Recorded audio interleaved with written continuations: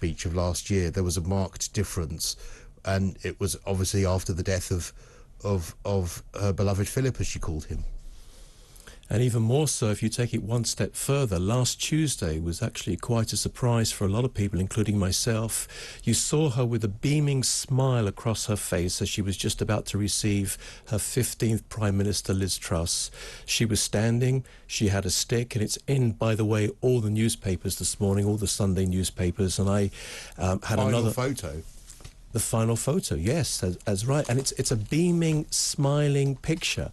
And I looked and I thought, wow, of course she's 96 years old, but she's our queen. To some, she was immortal because she just kept going no matter what. 15 prime ministers. I think it's actually 14 presidents.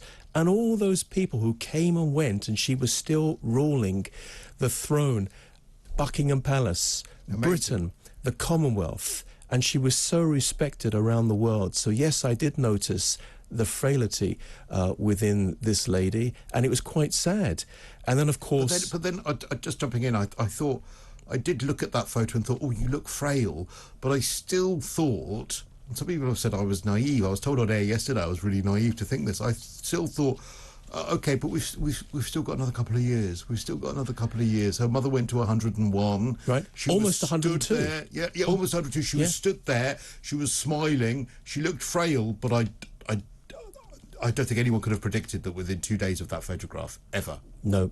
It was a real big surprise. And of course, on Thursday, we got that statement from the palace. I remember tweeting it out just literally a couple of minutes, as most people did, and the news networks did as well.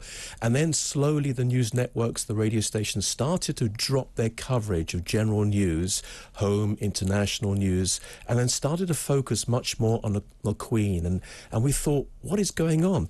The statement from the palace actually said that doctors were concerned, and I put that word in inverted commas on my Twitter account, concerned. Okay, so she's obviously not feeling great, but nevertheless, her mother went to, as we said, almost to 102 years old. And then again, there was talk that the family was slowly making their way up to Balmoral. It was two things. It was that. It was the statement itself, but it was the amount of time in which we didn't hear anything, firstly.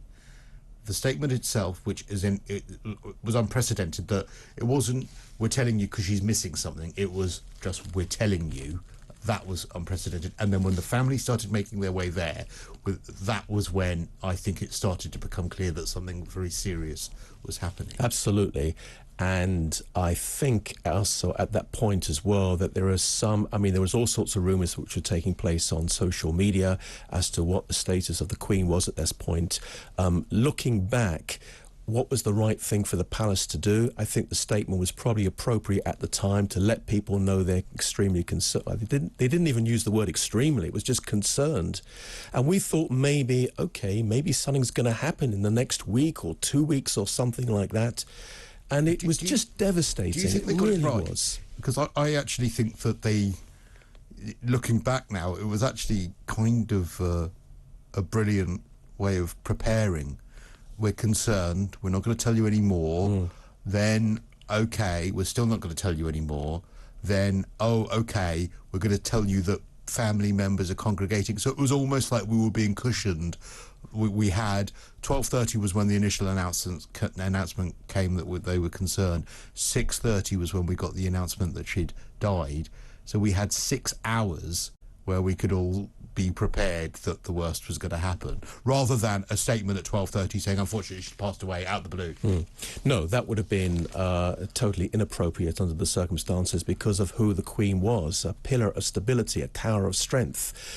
So much, I believe, of Britain's success and togetherness as such, although we do appear, at least before the Queen passed away, a divided nation, as many Western nations are today, but nevertheless, the stability that Britain had and has I think is very much to do with Her Majesty the Queen. I'm a great royalist, and although I never actually met her face to face and never had the opportunity to speak with her, I was in the same building with her a couple of times. I think at the Royal Albert Hall, I think at a football match at Wembley, and there was one time several years ago when I was in Stanmore that she drove right by because there was a fete which was taking place, and I was just on the street as she drove in, and she gave us a little wave, which was very nice. I know many people have actually had a one-to-one and received medals, received the MBE and the OBE, and had the conversation with the Queen.